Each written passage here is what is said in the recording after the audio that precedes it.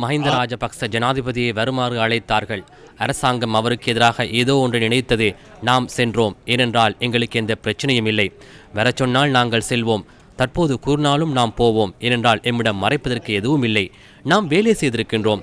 நாட்டை கட்டியெழுப்பியுள்ளோம். மக்களுக்கு உதவி இருக்கின்றோம். ஆனால் மக்கள் விடுதலை முன்னணி அன்று திருடன் என்றார்கள். லம்போகினி கொண்டு வந்ததாகவும் தங்க குதிரைகள் கொண்டு வந்ததாகவும் சேறு பூசினார்கள். அவற்றை மூடி மறைக்கவே எங்களை விசாரணைக்கு அழைக்கின்றார்கள். அதற்காக நாம் பயப்படப் போவதில்லை. நாம் சென்று இதனை எதிர்கொள்வோம். ஆனால் பொய் சாட்சியங்களை உருவாக்கி இன்னொரு மனிதனின் உயிரை இழக்கச் செய்யும் நிலைக்கு அவரை தூண்டும் அளவுக்கு ஒரு கீழ்த்தரமான அரசியலையே இந்த அரசாங்கம் இன்று முன்னெடுக்கின்றது. உங்கள் பிள்ளைகளின் தலைமுறைக்கேற்ற அரசியலை நாம் செய்கின்றோம். அடுத்த தலைமுறைக்கு பொருத்தமான பொருளாதார, சமூக மற்றும் அரசியல் கொள்கைகளை நாம் உருவாக்குவோம். ஸ்ரீலங்கா பொதுஜன பெரமுன இன்று அதற்கு ஏற்றதொரு அரசியல் கட்சியாக மாறியுள்ளது. விளக்கமறியலில் இருந்து சில வாரங்களுக்கு முன்னர் பிணையில் விடுவிக்கப்பட்ட முன்னாள் அமைச்சர் ஜான்ஸ்டன் பெர்னாண்டோவும் இதன்போது உரையாற்றினார்.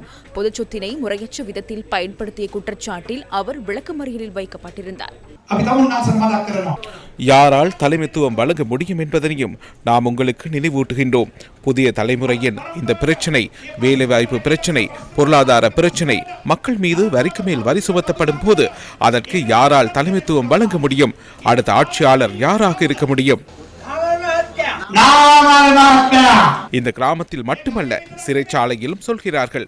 அடுத்த ஜனாதிபதி நாமல் ராஜபக்ச என்று சிறைச்சாலையில் செய்திகள் ஒலிபரப்பாகும் போது அடுத்ததாக அவர்தான் வருவார் என்று அங்கிருப்பவர்கள் கூறுகின்றார்கள்.